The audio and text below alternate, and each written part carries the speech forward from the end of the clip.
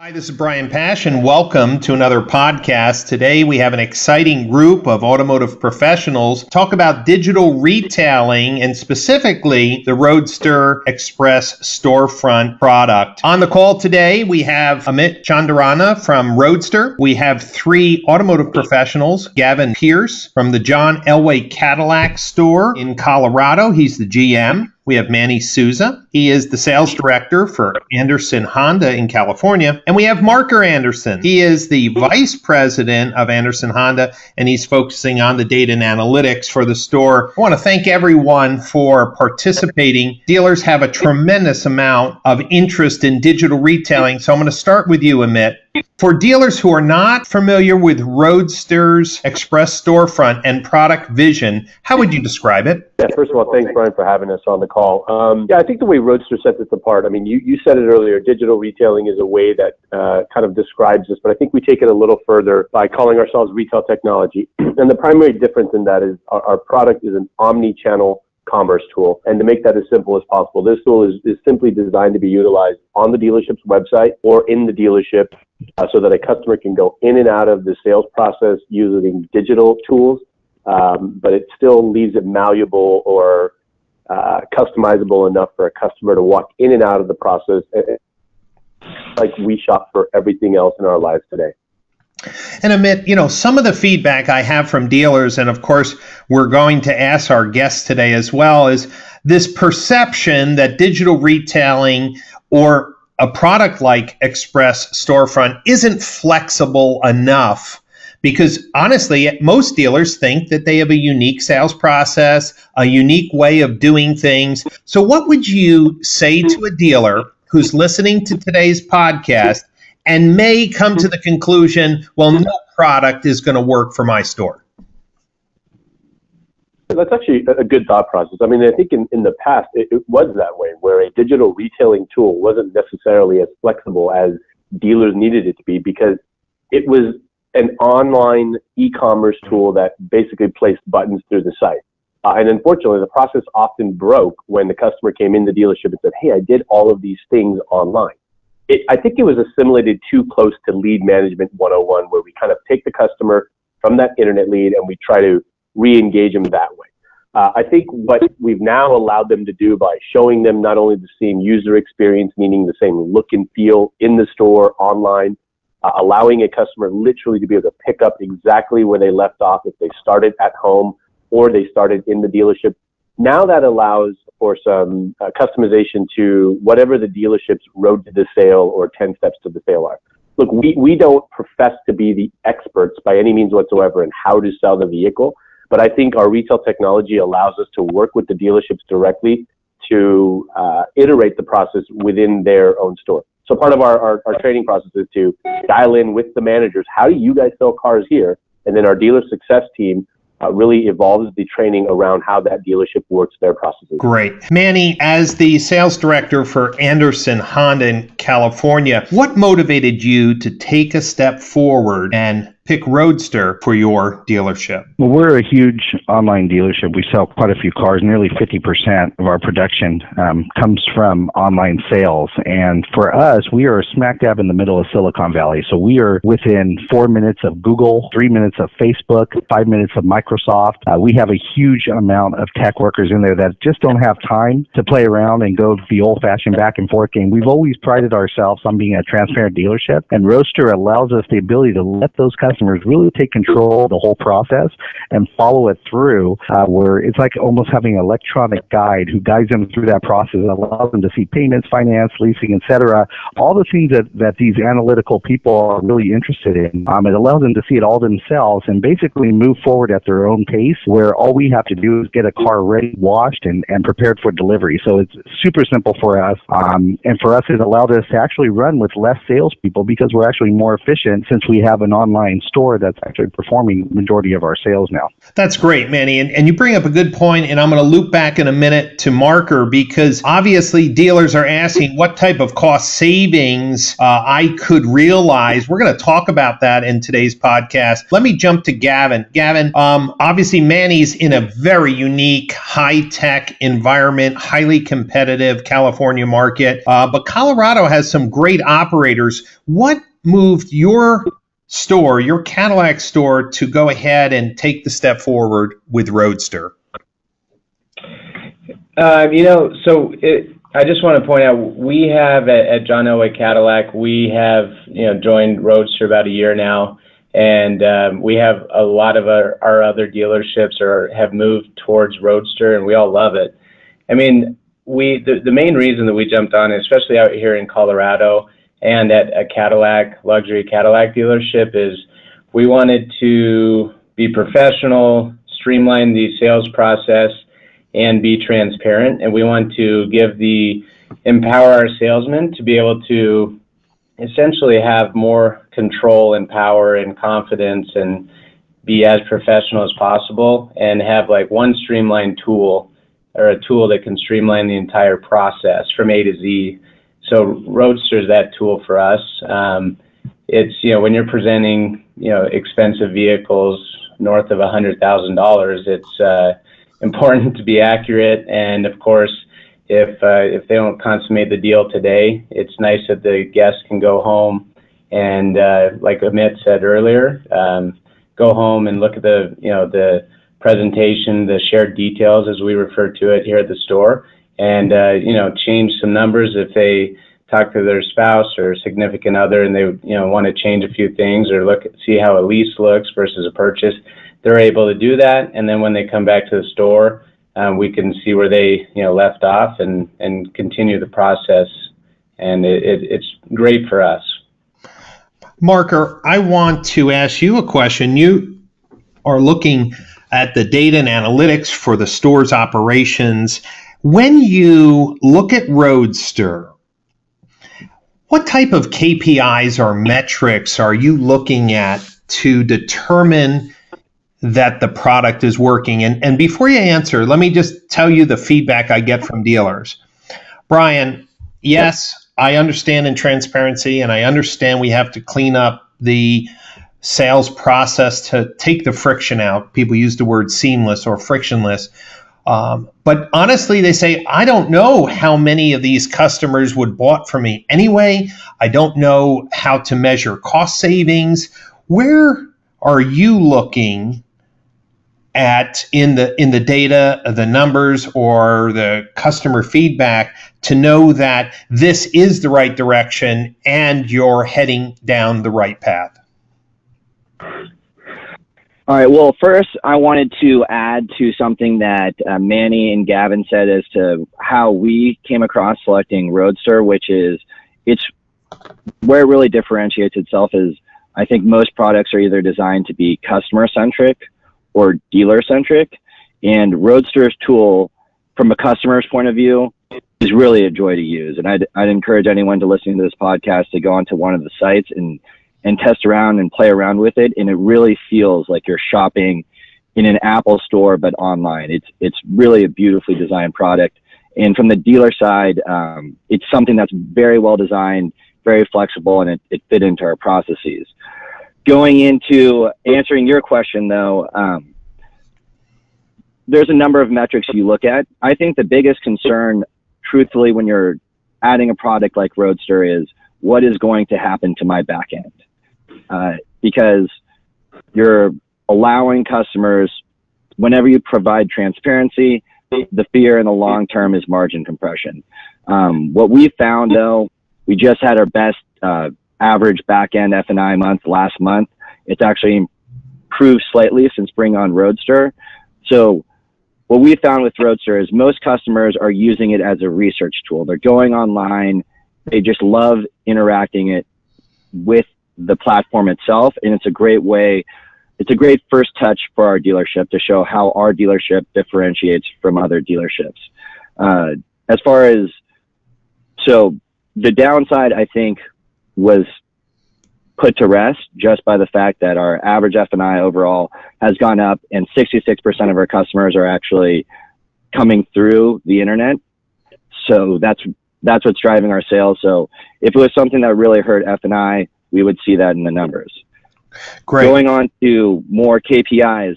So Roadster, about a third of our leads come through Roadster, meaning that's the first touch, not through a third-party site, not through any other conversion point on our site or anything like that. 2/3 of the internet sales that we do actually touch Roadster at some point during the sale process, which means it is helping you convert that way, that people that are serious buyers end up using the Roadster platform coming in online. I mean, the people who come online and never touch our Roadster platform really are close at a very low percentage. They're actually closing at a third of the percentage that the people that touch Roadster are closing at a 3 times higher percentage. So that shows, I think that speaks to the product itself. And finally, the real KPI that I look at is the fact that we are now selling 20 more cars per month through our website since we've taken on Roadster. As in, the first lead comes through our website. All things else being equal, we are selling 20 more cars per month, and that's a conservative estimate. So it's really taken off from that perspective. Marker, thank you for that data, because dealers watching my podcasts are often more data and analytics driven.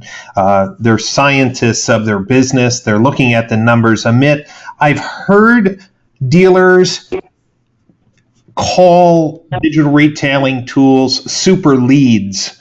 But what I'm hearing from Marker, the word super leads really downplays the true long-term benefits of what this transparent, customer-centric platform is generating. What would you say to a dealer listening? Well, all it's going to do is create some better leads. I'm not hearing that from our guest today. How would you respond? Yeah, I'll respond to that, and then I've got another component of what you talked about when it comes to KPIs, which is a little bit more difficult to measure, but it's a real one. But to answer your question, Brian, I've known you a long time, and you've known I've been pretty straightforward, and my heart's always on my sleeve. I'm very straightforward when I tell people about the product, that we are simply not a lead provider. We don't want to be a lead provider. We actually do not want to populate the CRM with more leads, quote unquote. Right, Brian, you know this better than I do, but the average internet lead probably closes anywhere between 4 and 6, maybe on a good dealership, 10%. What we're looking to do is actually get these customers into an engagement process, whether it be 50% of the way or 100% of the way through buying a vehicle or doing their discovery, or being in the dealership and saying, I simply cannot spend 3 hours here or 2 hours here to complete this because my kids are yelling at me or my dog needs to be walked. We want to get these individuals into the engagement funnel. And having them in this engagement process allows the dealership to work on an order versus a lead. You know this, there's plenty of options when it comes to purchasing leads out there. And we encourage dealers to continue that thought process in their marketing strategies in that sense. But when Roadster is being utilized, or the Express Storefront for these dealerships is being utilized, it's really how to engage customers even further, get them down into that process so it's easier. And then ultimately, like Marker said, be able to use the analytics or this helicopter view you have of the sales process to determine what you need to do better and get better throughout your processes. I do want to go back to one of the KPI things. The other thing, which is a little bit difficult to measure, but I think all of us understand this, is this efficiency in time, right? Brian, you asked about KPIs and there's cost reductions and then maybe there's an increase in sales. All those things being equal, the other component of this, I think that ends up being valuable, and these dealers can probably validate it, is how much time they're actually starting to save by being able to let a customer complete most or all of this at home and then dropping the car off to them. And then the other side of this is this efficiency play. Imagine when the first time you sell a vehicle at 10:30 or 11 o'clock at night, there's just not too many dealerships open at that hour. So now this really starts to provide this kind of store without walls or these endless business hours. And obviously that's just simply an efficiency play. Right. And Gavin, I want to ask you about your experience. Marker implied that one of the concerns that Anderson Honda had was how this was going to impact the back end gross, that F&I product presentation. In your experience, have you been tracking since you put in Roadster the average back end gross? Has it changed in any way that would give a dealer concerns about making this step? Well, yeah, I mean, we do track it, and to answer your question, we've seen a lift in some of our product penetration. So the different products that we offer at the store, the Roadster team did a great job when we first rolled this out, and we kind of, we uploaded videos onto the different products that we offer. So it's a nice opportunity for our salesmen on the showroom floor to present this with the guest. And then, once they go into finance, they're able to review what's already been shown to them once before and almost, reiterate what was shown to them. And the guest already knows when they're reviewing all this on the iPad. We all have, all of our salesmen have, the large notebook iPad. So it's easy for them. It's transparent. They can add, different protection packages or, tint or clear bra, whatever they want to add that we offer at our store, and they see how it affects the payment. So it's helped our penetration. I can give you an exact number, but going off of what Marker said, I mean, we have seen an increase, and we hope to continue to train on it and only get better. Great. Manny, you are the sales director at Anderson Honda, and when a new product, kind of a revolutionary product that's changing really the way in which cars are purchased, can you share with our listeners any changes that you had to make within the culture of the sales team in order for this product to really gain positive traction? Well, a couple of things. First of all, with every dealership, throughout the country, you're going to have what they call the old school car dogs, the guys that are just the old school way of doing business, all the way up to the people who are the younger, newer generation, hip guys who embrace technology. You're going to have some that don't embrace technology, some that do. What we found with Roadster is the proof was in the pudding. That's commonly what happens when you bring a new product. Let's see how long this will last. The thing with Roadster, first of all, when they saw the interface and how it works for the actual sales team members as well as the customer, already they started getting interested. They started getting interested because no salesperson wants to keep coming to the desk, say, can I get out the door figures? Can I get lease payments? They want to move quickly at their own pace, and this really cuts down the amount of time that needs a sales manager to get involved because they can actually process things online through the Roadster application. But the big thing that sold them on all this is the gift factor. We experienced it again today. We experience it every day. And what I mean by the gift factor of Roadster is coming in the morning, we open up our sales team at 9 a.m. And today, as soon as we opened up, there were 3 deals done on Roadster just waiting for us to already set their pickup times and everything. Credit apps done, driver's license and insurance uploaded and ready to go. So it's like free gifts for them. So for them, they love it because they can actually work literally like a 24-hour-a-day, 7-day-a-week dealership from the comfort of their own home. When they're off, they can send customers the link on the car, and the customer completes everything on their own time. They come back to work, and boom, they have 2 or 3 deals already waiting for them, just done, where all they have to do is get the mileage off of the car and get it washed. So today we experience that again, and every time they do that, it reemphasizes the importance of how Roadster really makes a huge difference in our life. Now, Marker also alluded to the fact of the people that touch Roadster, and what we've noticed at our dealership is the customers that actually get involved with Roadster, very few actually go all the way through to buying the car. You'd be surprised because there's still that certain group of people, in the country that just don't feel comfortable, don't know what to expect, and say, I don't want to buy the car online, but I want to get it ready where I almost have bought it online. And that's where we see a lot of this go to. I say 75% of the people who touch Roadster go to about the 3/4 point of it, and then they stop right at the point where they have to make that decision and say, I accept, hold this car for me. But the rest of them come in, they test drive, they already seen the numbers. So it's like the Roadster deals are getting completed even in the store. They're just not going all the way through. The salespeople love that.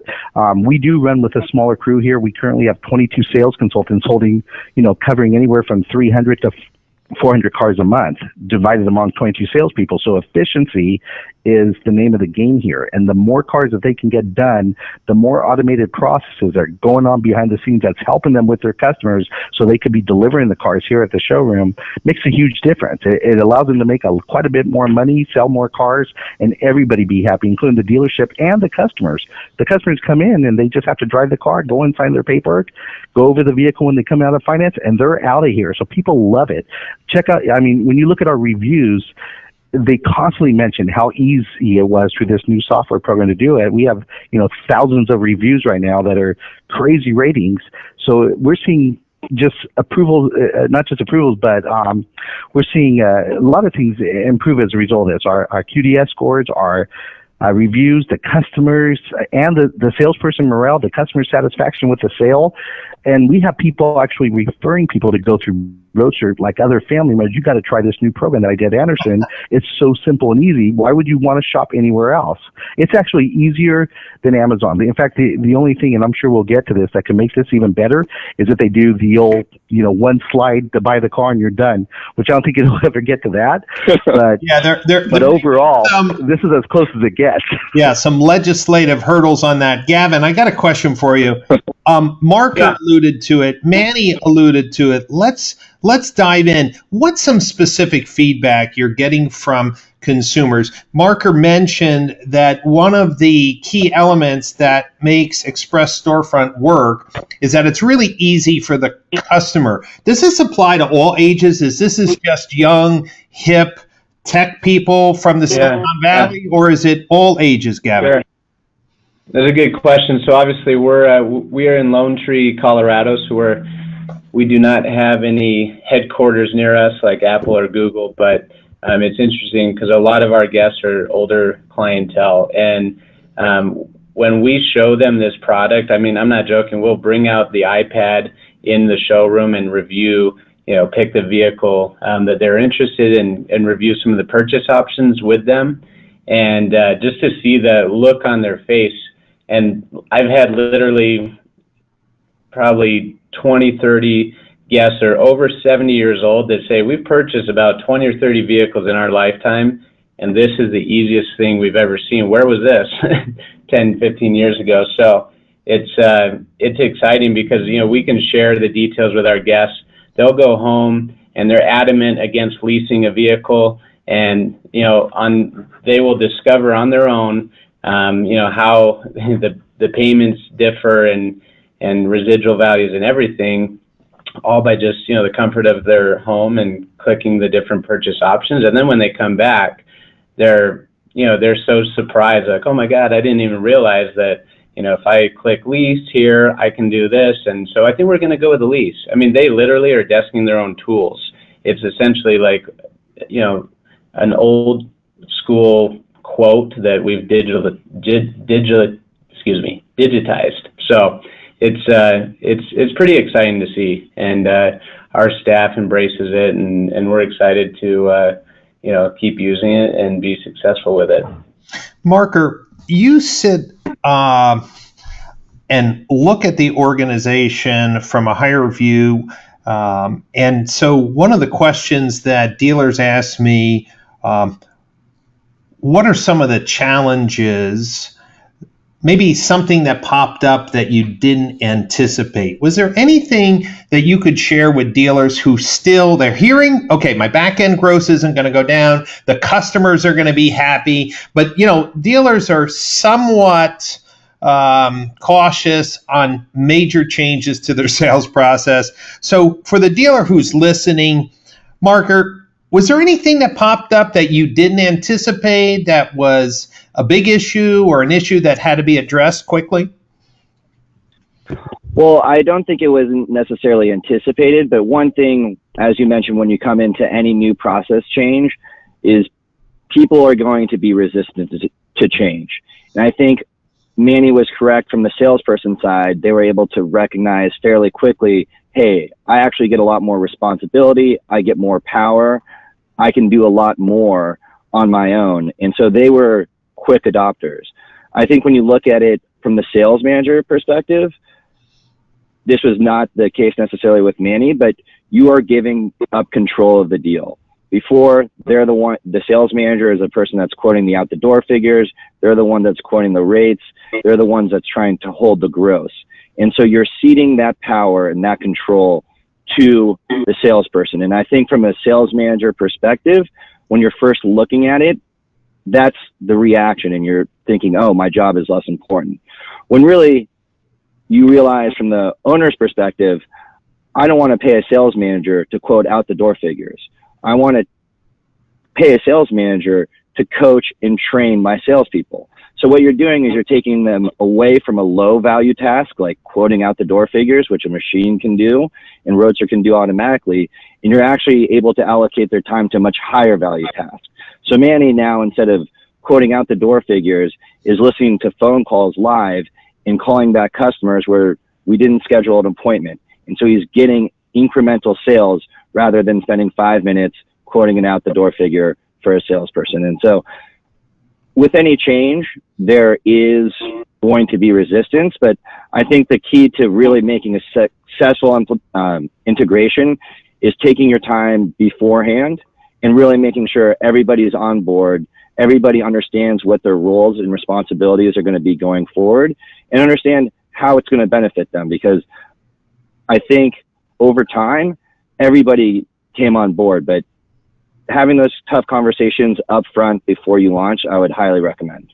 Hey, Brian, this is Amit. Sure. Sorry, I was just going to jump in to say, look, I think these guys have been so kind and been, they've been very straightforward on this. There's certainly challenges out there, and I encourage them to throw some more grenades at us, right? It's, we love when dealers give us feedback because we get to iterate the product, but these guys have been on point with what they've said so far. But I will add, from a macro level, our team is a nimble operation. We all wear a bunch of different hats at this organization, and we've been out there in the dealerships. I think to Marker's point, one of the biggest challenges is usually getting most of the individuals and at the desk, their heads wrapped around this. I think Marker's point is completely valid in the fact that the salespeople, and even quote unquote to Manny's point earlier, the old dog salesperson really likes it because they essentially get to create some efficiency, in the process. But the managers actually have an opportunity to manage now their processes, right? And once we get past that hurdle of that challenge of, all right, I don't necessarily have to go back and forth and just provide numbers. They can work on BBACs, they can work on process orientation, strategy, and biggest thing to me is associate development. And I think that's where the challenge comes in. It typically gets overcome when that gift process happens, like Manny mentioned, where you start to see deals coming in at 11 or 12 o'clock at night and you're just set up and ready to go the next morning. Well, listen, I think that's music to our listeners' ears today, because there isn't a manager who would like to offload from their plate some of these mundane, and I love, Marker, these low value, low lying tasks that obviously could be automated so they can work on relationships, associate development. Love that. Now, as we wrap up our call today, I'd like to do a little round robin. I'm going to start with you, Gavin. What type of enhancements would you like to see in Roadster? You've had it for a year. Obviously, it is now part of your culture. Your customers love it. Your sales team loves it. But where do you see the next level if you had to look out to the future? What would be one or two things that would now, take it to another whole performance level? One or two things. I mean, I don't know if this is too far-fetched, but I think the Roadster team could definitely accomplish this. As DMS integration would be killer for us. Or, I would like to essentially almost see, I'd love to see gross on, our deals as we're looking at them from an iPad, and just so we can have a quick view of where we're at on our deal, and, just have some type of view, whether it's, only particular individuals at our store that we'd like to sign that. But that would be great for us. I don't know if everyone else would feel the same or not. But well, great. Well, let's ask Manny. Manny, what about you? You're using the product. You are in the weeds every day. You're working with your sales sales associates? What would be something you would like to see? Just the continuation of the ability for us to make this as easy for the customer. I'd love for, right now we have dealer socket integration, or not dealer socket. Of course, we have that as well. But the big integration that I love is Dealer Track. Not everybody has excellent credit. I love how they let it up where once the customer enters in their credit information, we can push that directly into Dealer Track. That saves us probably about 10 to 15 minutes of getting an approval right away. I love what they're doing with the showroom module. And as they're getting better and better than that, there's really nothing that I got to say I'd like them to add, because the great thing about Roadster is they want to grow with the dealerships. They want to get better. They want to make the product the best thing that's out there. And as a result, they take our suggestions very highly and tend to put in a lot of the different things we like, such as in-store adjustments. If you got the one guy that wants to get a little bit better price, and we're able to move a little bit more on this car from what our regular price, and the fact that you could do a on-the-fly adjustment and send them the correct figures over, that makes that customer feel special because they see some extra discount that's only for them. All those things, I just love that. I love what they're doing with the modules and the where we actually have the different stations that could be set up to sell accessories and things like that. Right now, the product is nearly perfect, so it's hard to say how do you improve on something. I mean, other than getting them to be able to walk on water, I don't know really what else they could do to tell you the truth. Well, what's funny? That's coming in June, guys. We're walking on water in June. Yeah, Amit gave me a preview to their NADA presentation, and believe it or not, walking on water was one of the sneak peeks. I know that I've given feedback to the Roadster team on event-driven data being thrown into analytics that supports the PCG specification, and I'm really pleased. We'll be announcing that shortly, that Roadster will be completely transparent at an event click level in GA, which is important for me because we are measuring website engagement through all tools and all conversion channels in GA through VistaDash. Marker, you obviously have a different perspective. You're on the business side. What would you like to see different or added to in the Express storefront experience? Honestly, I have to second the Manny's comments, which is the real difference that we found with Roadster versus pretty much any other vendor really in general is just so little has gone wrong and everything has gone so smoothly with them. And especially when you look at something like adding a new storefront or in a new process, there are so many different areas where things can get screwed up really easily, very quickly. Everything from compliance to making sure manufacturer incentives are reflected correctly, everything like that. And it's been a breeze, and it's shocking. You realize once you start interacting with other vendors that you take that for granted, and I really have to commend them there. As far as future products and changes, just keep on tweaking. I think they're going to keep on tweaking to figure out how they can get better, whether it be A/B testing to figure out what works better for selling used cars, what works better to present F&I products to close them better both in the showroom, both online, but that's something that they're already taking. Those are steps we're already taking. So I'm excited to see what they have in store for us. Yes. And Gavin and I were talking before the podcast, and I asked Gavin, would you consider Roadster one of the best products you've ever purchased? Gavin, what was your response? Oh, I said, absolutely. It's by far the best. I mean, there's so many products that come into our market and then 6 months later they're gone. And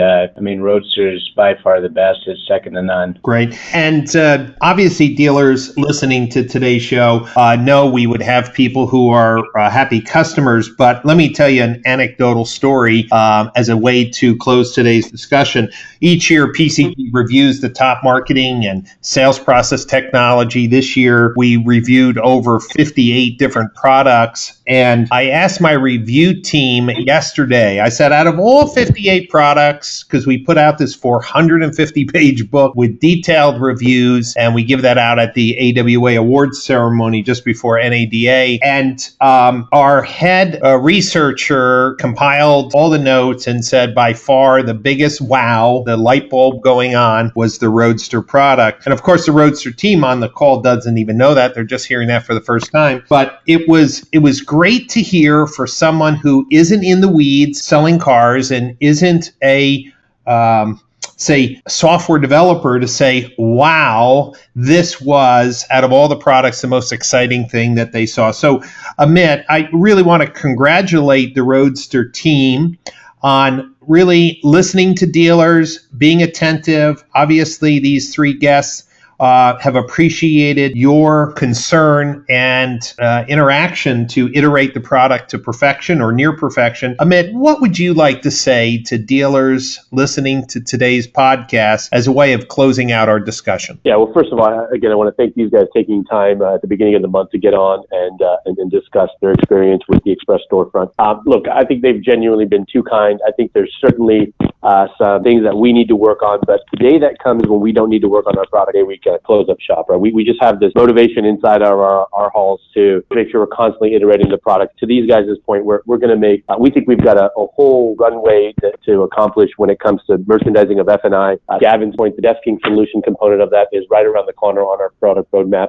So I think the humility of what we've been able to accomplish so far in the first year and a half is what we are really proud of. We want to continue to do this the right way by supporting dealers, by making this easier for customers. I genuinely believe the rising tide lifts all boats. So I think if dealers are using our product or our competitors' product, more power to them. Let's make this easier for the industry. Let's make it easier for our customers. And if we're the right solution for them, great. We'd love to be a partner of theirs. And if not, we just hope that the industry kind of gets better and we put ourselves in a position where customers that start walking into dealerships are walking in with a completely different perception of our industry over the next 10 to 15 years. Great. So dealers who are interested in more information on Roadster, of course, you can just go to roadster.com and there's a specific page /express-storefront where you can request a demo or watch a video. There's a lot of information on the site. I want to thank all our guests today for sharing very candidly your experience with this exciting new product, the Roadster Express Storefront. Amit, one last thing. Will you guys be at NADA this year? Yeah, we certainly will. We'll be at NADA with our executive team, so anybody can reach out to us via the website that you mentioned, roadster.com/express storefront. We all kind of read that very simply. If anybody wants to reach out to me, I can also quarterback, which is pretty simple, Amit, AMIT, at roadster.com.